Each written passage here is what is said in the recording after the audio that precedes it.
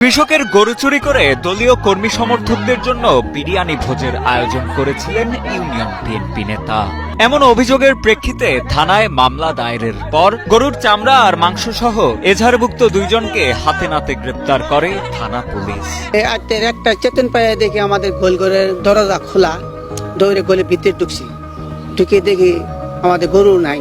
পরে অনেক চিল্লাচিল্লি করার পরে লোকজন আইসে আমরা খোঁজাখুঁজি করছি, খোঁজাখুঁজি করে গরু কোথাও নাই।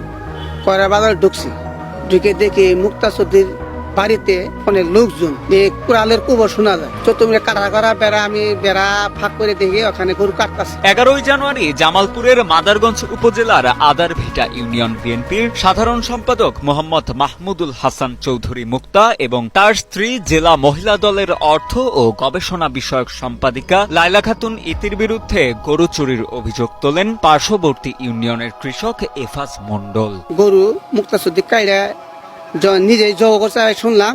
শোনার পরে কষাই ধরছি, করলে মুক্তা চৌধুরী নিজেই জব করছে।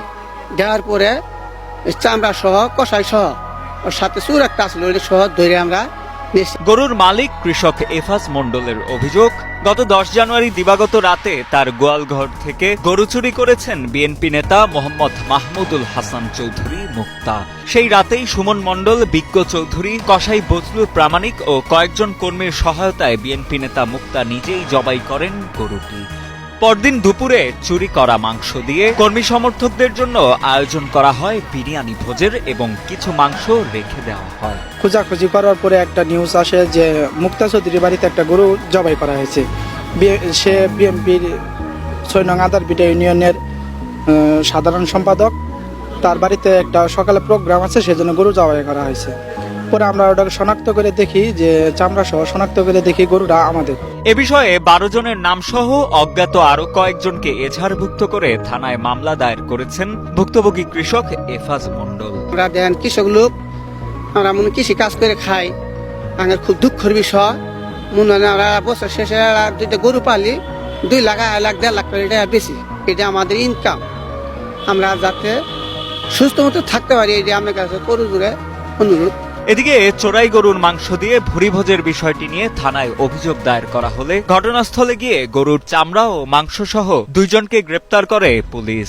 তবে থানা পুলিশের উপস্থিতি টের পেয়ে গা ঢাকা দেয় অভিযুক্ত ইউনিয়ন বিএনপি নেতা মুক্তা ও তার স্ত্রী ইতি। বাকিদের গ্রেপ্তারেও পুলিশের প্রচেষ্টা অব্যাহত রয়েছে বলে জানান মাদারগঞ্জ সার্কেলের সহকারী পুলিশ সুপার মোহাম্মদ সাইদুর রহমান। আমাদের গ্রেপ্তার 2 জন, বাকি আসামি গ্রেপ্তার অভিযান চলছে।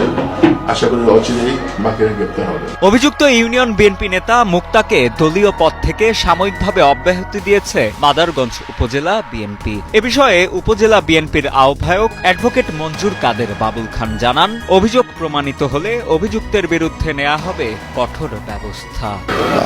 6 নং আদারভিটা ইউনিয়নের আমাদের বিএনপির সাধারণ সম্পাদক মাহমুদুল হাসান মুক্তার বিষয়টা আমরা ইতিমধ্যে জেনেছি। আমরা খোঁজ খবর নিচ্ছি।